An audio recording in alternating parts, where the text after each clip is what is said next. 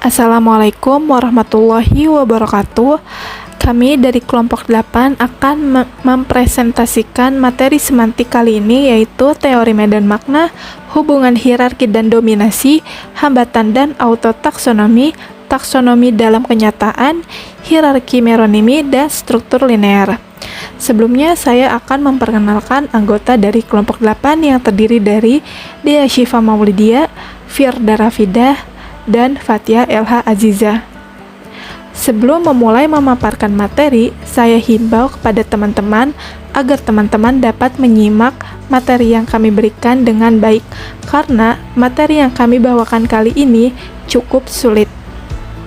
Yang pertama ada teori medan makna. Dalam semantik domain, semantic field, medan makna atau medan leksikal adalah sekelompok elemen leksikal yang maknanya saling terkait karena menggambarkan bagian dari suatu budaya atau medan realistik dalam alam semesta tertentu. Misalnya, nama warna dan nama perabot rumah tangga. Melalui semantik, tata bahasa atau sistem tata bahasa dan ekspresi kamus, kerangka bahasa dapat membatasi seseorang untuk berpikir, merasa, bertindak, dan percaya pada sesuatu. Menurut Trier 1934, medan makna dapat diibaratkan dengan sebuah mozaik. Jika makna suatu kata berubah, maka makna kata lain dalam bidang makna juga akan berubah. Menurut Language Dictionary, bidang makna adalah kumpulan item leksikal, karena setiap item leksikal muncul dalam konteks yang sama. Makna item leksikal ini terkait satu sama lain. Selanjutnya ada teori atau konsep medan makna menurut para ahli. Yang pertama ada menurut Mansur Patheda. Mengenai bidang makna, Nida mengatakan dalam Mansur Patheda bahwa pada dasarnya seperangkat makna tidak terbatas pada makna yang tercermin dalam suatu kata. Mereka berbagi komponen semantik tertentu. Pada halaman yang sama, Nida juga mengatakan domain semantik terdiri dari makna dengan komponen semantik umum.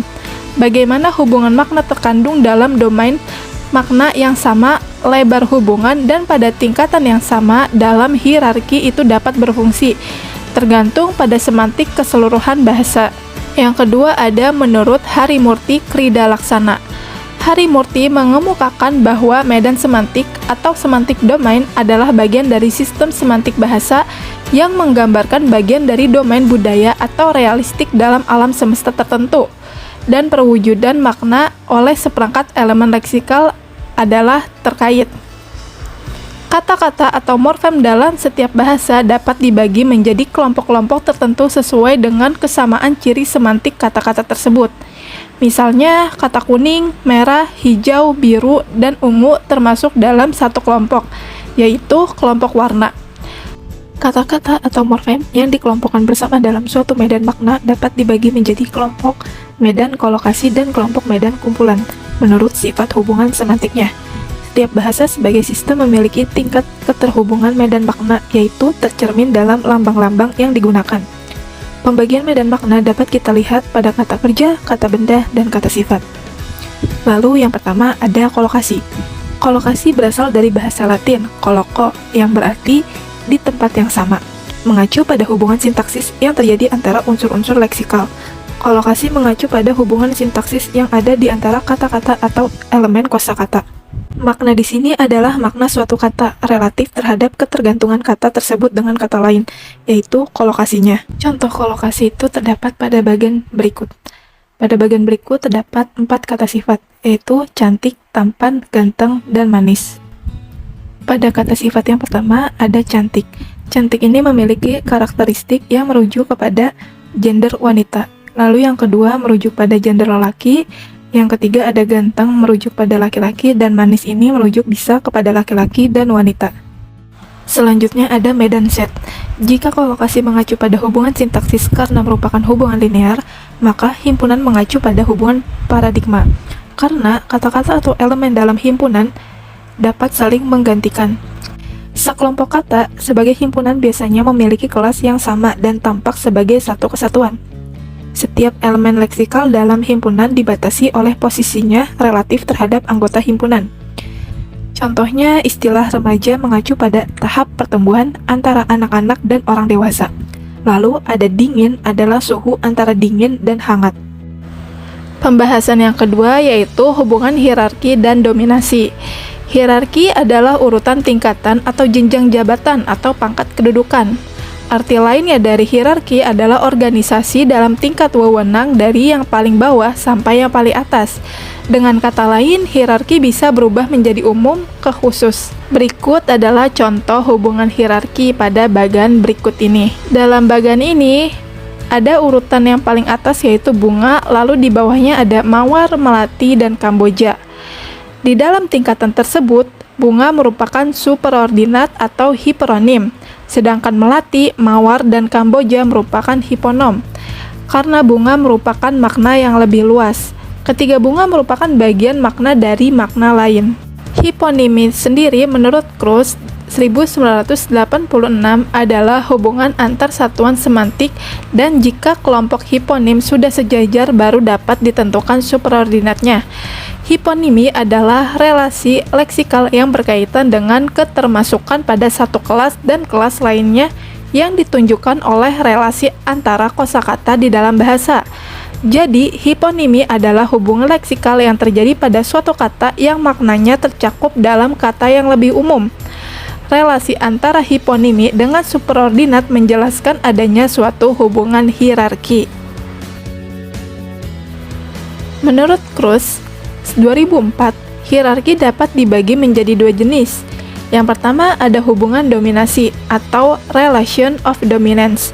Yang kedua ada hubungan perbedaan atau relation of differentiation.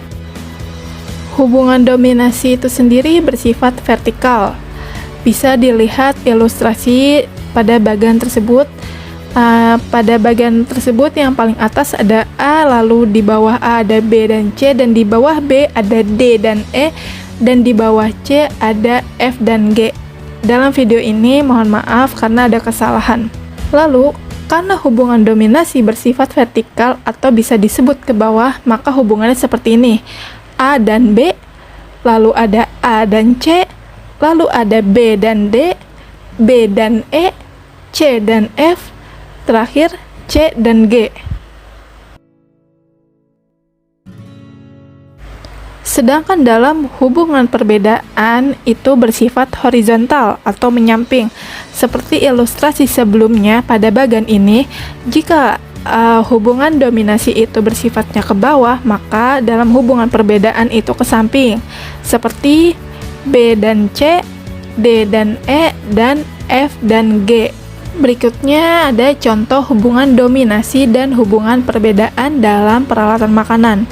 Peralatan makanan ini terbagi menjadi dua, yaitu alat pemotong dan barang pecah belah.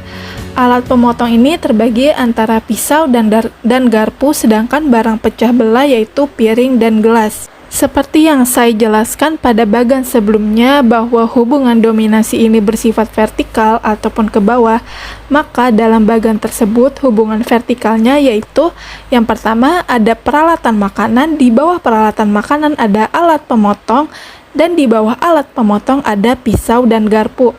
Lalu yang kedua ada peralatan makanan, di bawah peralatan makanan ada alat pecah belah, dan di bawah alat pecah belah ada piring dan gelas. Mengapa demikian? Karena hubungan dominasi terjadi dari makna yang umum menjadi makna yang khusus, sehingga susunannya berbentuk vertikal. Nah, sedangkan contoh hubungan perbedaan dalam bagian tersebut seperti yang sudah saya jelaskan, bahwa hubungan perbedaan itu bersifat horizontal atau menyamping, maka dalam peralatan makanan ini hubungan perbedaannya itu ada alat pemotong dan barang pecah belah. Lalu yang kedua ada pisau, garpu, piring, dan gelas. Keduanya itu sama-sama menyamping, bukan ke bawah. Mengapa alat pemotong dengan barang pecah belah dikatakan hubungan perbedaan? Karena saling berlawanan atau berbeda konteksnya. Demikian pula pisau, garpu, piring, dan gelas juga sangat berbeda konteksnya. Pembahasan selanjutnya yaitu hambatan dan autotaksonomi. Hambatan yaitu orang yang sulit menemukan kata yang menjadi superordinat atau kata umum apabila kata tersebut memiliki banyak makna, sehingga orang akan memilih satu kata yang dapat mewakili kata tersebut yang disebut autotaksonomi. Dalam buku semantik dan pragmatik karya Muhajir, terkadang sulit menemukan kata bagi peringkat di atas, karena tidak ada kata yang menjadi superordinat atau peringkat atas. Maksudnya, kita kadang sulit untuk menentukan sebuah kata yang tepat apabila kata tersebut memiliki banyak makna. Sebagai contohnya yaitu kalimat berikut ini. Bergerak di atas tanah dengan kekuatan sendiri. Karena tidak ada kata yang menjadi superordinatnya, orang akan memikirkan banyak verba atau kata kerja yang bermakna seperti kalimat tersebut. Orang akan menyebut kata kerja merangkak, berjalan, lari, atau bahkan melompat. Karena tidak ada yang menjadi superordinatnya, orang akan mencari kata lain. Maka salah satu kata yang dipilih menjadi kata yang sama untuk peringkat berbeda. Hal ini disebut autotaksonomi. Pembahasan selanjutnya yaitu taksonomi dan hierarki meronimi. Pasti teman-teman bertanya, apa itu taksonomi dan hierarki meronimi? Baik, saya akan menjelaskan. Yang pertama, Kruse membedakan hierarki leksikal ke dalam dua jenis, yaitu ada taksonomi atau klasifikasi dan hierarki meronimi. Yang pertama, saya akan membahas taksonomi. Pada dasarnya, taksonomi adalah sistem pengklasifikasian yang juga merefleksikan cara manusia mengkategorikan dunia dan pengalamannya ke dalam bahasa. Kruse 2004. Karakteristik utama dari taksonomi adalah adanya tingkatan-tingkatan yang tersusun dengan baik, dari paling atas atau bisa disebut umum, lalu ke paling bawah atau bisa disebut khusus. Tingkatan-tingkatan ini kemudian menyusun hubungan antara satu leksem dengan leksem lainnya. Taksonomi merupakan hubungan tata tingkat berlapis. Hubungan unsur-unsurnya disebut taksonem. Hubungan di dalam taksonomi merupakan hiponimi berlapis. Untuk contohnya bisa kalian lihat pada bagian berikut ini. Yang pertama ada buah, lalu di bawah buah ada apel, jeruk, dan semangka. Hubungan antara apel, jeruk, semangka dengan buah, ketiganya memiliki sebuah hubungan karena merupakan bagian dari buah. Apel adalah hiponim dari buah. Di sisi lain, buah adalah hiperonim atau superordinat dari apel. Lalu yang kedua ada meronimi atau bagian dari keseluruhan. Pengertian meronimi menurut para ahli, Rahyono 2011 menyatakan bahwa meronimi merupakan hubungan hierarkis yang merupakan hubungan bagian keseluruhan. Selain itu, Kustanti dan kawan-kawan 2007 menyatakan bahwa meronimi adalah relasi makna bersifat hierarkis dan menurut Kristal 1997, meronimi adalah hubungan bagian dan keseluruhan dalam meronimi. Suatu benda diuraikan menurut unsur-unsur yang membangunnya. Jadi unsur-unsurnya harus lengkap untuk membentuk yang di atas. Meronimi merupakan hubungan hierarkis yang antar bagian yang tidak dapat dipisahkan. Hubungan ini menunjukkan bentuk leksikal yang mempunyai hubungan antara bagian atau meronimi dengan keseluruhan atau holonim. Contoh meronimi bisa dilihat pada bagian tersebut. Pada bagian tersebut, bagian paling atas itu ada laptop.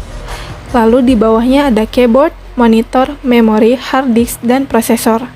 Dalam penjelasannya, sebuah laptop memiliki hubungan yang melekat dengan perangkat lainnya, seperti keyboard, layar monitor, memori, hard disk, dan prosesor. Jika salah satu bagian hilang, maka laptop tidak dapat berfungsi secara normal. Seperti yang saya jelaskan barusan, bahwa itu merupakan meronimi, hubungan secara keseluruhan. Selanjutnya, pembahasan terakhir yaitu struktur linear. Struktur linear adalah kumpulan kata yang tersusun. Struktur linear terbagi menjadi dua, yaitu rangkaian bipolar dan rangkaian monopolar. Yang pertama, rangkaian bipolar. Dalam Muhajir 2004, bentuk paling sederhana dari struktur linear adalah sepasang oposisi. Pasangan yang munculnya pengembangan derajat skala perbedaan pada kedua sisi kutubnya. Pola yang paling banyak muncul adalah adanya kata-kata bentuk superlatif bersifat implisit. Oposisi besar-kecil bisa memunculkan skala perbedaan yang lebih rinci menjadi kecil sekali di kutub negatifnya dan besar sekali di kutub positifnya. Derajat perbedaan itu masing-masing kutub dapat dikembangkan skala perbedaannya sebagai berikut. Yang pertama, dalam bahasa Indonesia ada awalan ter. Contohnya terkecil, terbesar, dan ekstra besar. Lalu dalam bahasa Inggris ada kata huge, huger, extra huge. Lalu ada dalam bahasa Inggris dapat dilaksanakan dengan akhiran sh seperti largest yang artinya agak besar dan smallest yang artinya agak kecil. Terakhir dengan tambahan kata sangat, sekali, lebih, kurang, dan luar biasa dengan menambahkan morfem suprasegmental, yaitu tekanan tinggi pada suku akhir, seperti kecil, besar bersama tekanan tempo. Lalu ada rangkaian monopolar. Monopolar adalah pengembangan kata secara monopolar dari satu kutub dapat berupa derajat, jenjang, tingkatan, atau urutan. Yang pertama, menurut derajatnya. Pengertian derajat bersangkutan dengan skala berkesinambungan seperti yang bersifat ukuran atau bersifat intensitas, tetapi tidak bersangkut pada sifat keterliputan. Perbatasannya bersifat kabur, namun secara intuitif tidak kehilangan sifat penderajatan. Contohnya, fail atau gagal, pas, lulus, atau distinction atau berbeda. Lalu yang kedua ada mount yang artinya gundukan, hillock yang artinya bukit, mountain yang artinya gunung. Di sini ada pengertian yang dapat dinyatakan dalam ukuran tetapi tidak dapat disebut mengacu derajatnya. Contoh lainnya ada haze, kabut, mist, halimun, fog, mendung. Lalu menurut jenjangnya, jenjang adalah titik dalam suatu siklus yang umumnya berarti mengandung sifat perkembangan. Contohnya, pertama, kedua, dasar, dan menengah. Yang kedua, ada bayi, anak-anak, anak, dan dewasa. Lalu ada menurut ukurannya. Ukuran yang menyatakan waktu, takaran, dan jarak. Contohnya yaitu detik, menit, jam, hari, bulan, dan tahun. Kalau jarak yaitu meter, sentimeter, dan kilometer. Lalu ada menurut tingkatannya. Dalam tingkatan yang mendasari bersifat tegas, tidak bervariasi secara menurus. Contohnya prajurit, kopral, dan letnan. Dan yang terakhir menurut urutannya. Dalam urutan ada semacam senioritas, tidak bervariasi secara bertingkat. Yang satu tidak dapat melangkahi yang lainnya.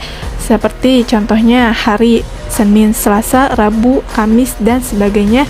Lalu kalau bulan, Januari, Februari, Maret, dan seterusnya. Selesai sudah pemaparan dari kelompok 8. Sebelumnya kami meminta maaf apabila ada kesalahan penulisan dalam video ini. Saya juga meminta maaf kepada teman-teman apabila pemaparan dari kelompok 8 ini kurang bisa dimengerti karena kami sama-sama belajar, jadi mohon dimaklumi. Sekian dan terima kasih. Wassalamualaikum warahmatullahi wabarakatuh.